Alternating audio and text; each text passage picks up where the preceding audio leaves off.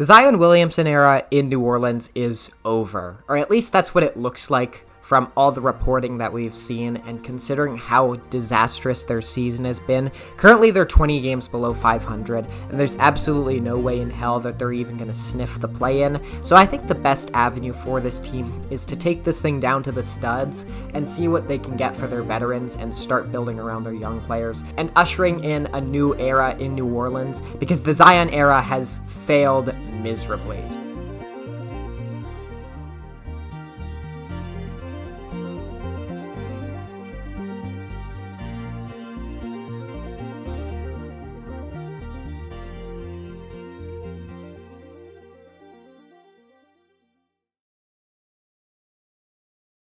If you guys like this video, make sure to like and subscribe. We're trying to hit 1,000 subscribers by the end of the year, and every subscription and every like really means a lot to me. And let's just get into it. So the Pelicans have 3 major stars that they can sort of build around trades, and we'll get to Zion later. He's sort of the 4th one, obviously, but he's a little bit more difficult of a case. First, you've got Brandon Ingram, who's mostly a mid-range scorer, and he's on an expiring contract, which makes him a little bit more difficult to trade. He's had a much better season shooting threes this year, and he's been a solid playmaker for the majority of his career, so he's not as difficult to trade as many people will have you believe. But because he's on an expiring contract, it's always not a sure thing unless you're going to tamper, and somebody's probably going to tamper in a Brandon Ingram trade. Like, that's pretty much inevitable. There are some teams that I think could suit him really well. It seems like Miami has no interest in bottoming out, and they seem totally content treading water, so I think they'd be a perfect destination for him if they want to continue to sort of just, chug along as like the 6th or the 7th seed and maybe make sneaky runs in the playoffs every now and then. They have a contract in Terry Rozier and maybe Duncan Robinson that you can move. Unfortunately, because of the math, it's very difficult to do this team without a 3rd or even a 4th team involved, because neither of these teams have a ton of mid-sized contracts. Duncan's is a little bit too big, BI's is a little bit too big, and then everyone else on their 2 teams is a little bit too small, so making those numbers work between the 2 of them is very difficult. But with a 3rd team, this trade is super doable, and the Heat have the draft picks to make it happen. I don't think you're getting 2 firsts for Brandon Ingram, but I think you can get an okay first and like a 2nd or 2,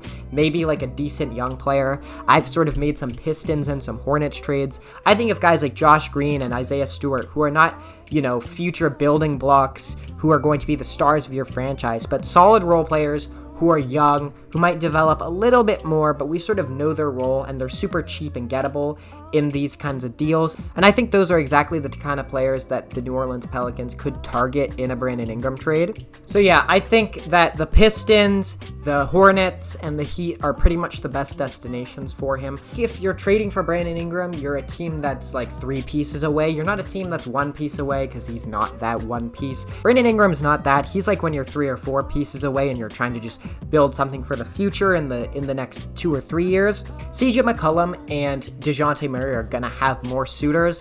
Dejounte Murray is a very good defensive point guard when he wants to be, and he's a decent 3-level scorer. He's inconsistent from all 3 levels, but he's not bad. This season, he's been pretty awful, honestly, in terms of efficiency. He's shooting like 35% from the field, like 22% from 3 or something. He will get those numbers up, and we do know what Dejounte Murray is, but I think because of the hand injury and because this team has had so many players in and out of the lineup, like, it's actually hilarious how long their injury report is most nights. But because of that, I think Dejounte just hasn't been able to develop the reps, and so I do still think you can get a 1st-round pick for him in a trade. You can maybe get a good young player for him. It's just a matter of a team that needs like a primary playmaker, and he's not the best primary playmaker. But if you've got like other assets, like if you've got a lot of guys who are good passers on your team, you can totally make it work with Dejounte. The Lakers could definitely get in there. They need an on-ball stopper. He could be that for them. They need to move on from D'Angelo Russell, so he could be that for them as well, the avenue to get out of D'Lo's contract. So I think actually the Lakers would probably be the best spot for him. And I definitely think he's the type of player that you could get some good value for. The Lakers do have a few young players. They have some decent picks they could throw in there. They have the 20, 27, and 29. Or is it the 28 and 30? I don't fucking remember. The Lakers have some picks, though. Then finally, the Pelicans have CJ McCullum, who is a good secondary playmaker, a good catch-and-shoot three-point shooter, a solid three-level scorer. He's not a bad defender. He's a good locker room guy, which is a big thing with CJ. Like, he's not a big personality. Dejounte Murray does talk a little shit. Brandon Ingram seems to sort of be a bit of a diva at times. I think CJ McCollum is, like, exactly the opposite of that. He's super low maintenance. So I think a lot of teams could really value his presence. I think the Nuggets would actually be interesting for him. I'm really not sure how likely they are to break up their core. But, you know, CJ is a good player. He can do a lot of things for you, and CJ McCollum, he's good for like 20 points a night, and he does a lot of things well. He's not incredible at anything, but he's consistent, and he's been healthier in the last few years, if I recall, so I definitely think he would be interesting in a trade. And you can at least get one first for him, potentially two, or, you know, if you're going to trade him to Denver, you could get a player like Michael Porter Jr., who'd be really interesting for your future. I think the Pelicans should be targeting players like that who are maybe, like, we don't really know where their development curve is at. We don't really know where Michael Porter Jr. is going to fit on a team like New Orleans, now that he's not being set up in a role where he's like destined to be like a catch and shoot three-point shooter who's like never needs to pass. Yeah, I think CJ McCollum is definitely probably the most tradable player the Pelicans have, and the guy they could get the most value for, especially because I think he also has the longest contract between the three of them. And then we got to move on to Zion. Zion is fucking impossible to trade. He's like, it's so difficult to find a team that not only has the infrastructure, but the assets to make that shit work. Because if you're gonna trade for Zion, if you're gonna do it, you need a stretched five, you need good playmaking, you need a pretty much vacancy at the power forward position, you need like solid 3-and-D wings around him, like really consistent 3-and-D wings, and you need enough leeway and enough like spare assets that when that goes bust, like you can get out of it and it's not over for you. So you need to be a young team, or you need to be a team that really needs to sort of fucking throw it all on red for whatever reason.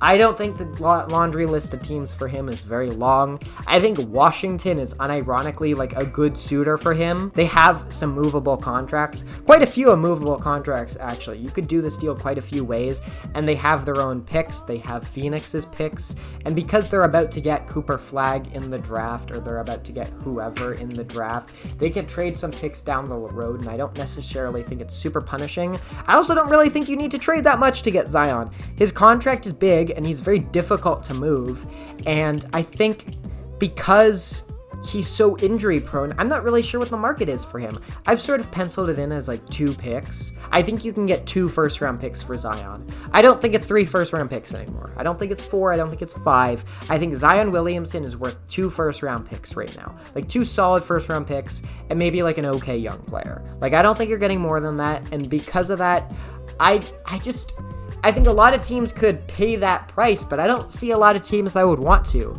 Like, if you're Brooklyn and you want to actually build something around Cooper Flagg, they have so many assets. They have so many ways to make something really, really cool. Zion Williamson is going to slow down whatever plans they have so much, in all likelihood. There's obviously the chance that you get, like, an all-star caliber player for a pretty damn good price, but it's not like he's so transcendent at this point that he's really worth the risk. Like last season, he played, I believe, 70 games and wasn't close to making the All-Star team. So how can you justify building a team around him anymore? How can you justify taking all that risk? I don't know. Just seems really, really difficult to me, and I really am not inclined to believe that the Pelicans are going to find a suitor for him at the deadline. That seems highly unlikely, unless the price is like astronomically low. I looked into San Antonio. I thought that was probably the most interesting destination. I think it would be hilarious to see the 2 biggest freaks of nature in terms of their size in the NBA at the same time on the same team. And I actually think he fits okay there. They have a point guard. They're super young, but like Victor Wembanyama would maybe be hesitant to agreeing to that kind of deal. I think he would definitely be involved in the negotiations.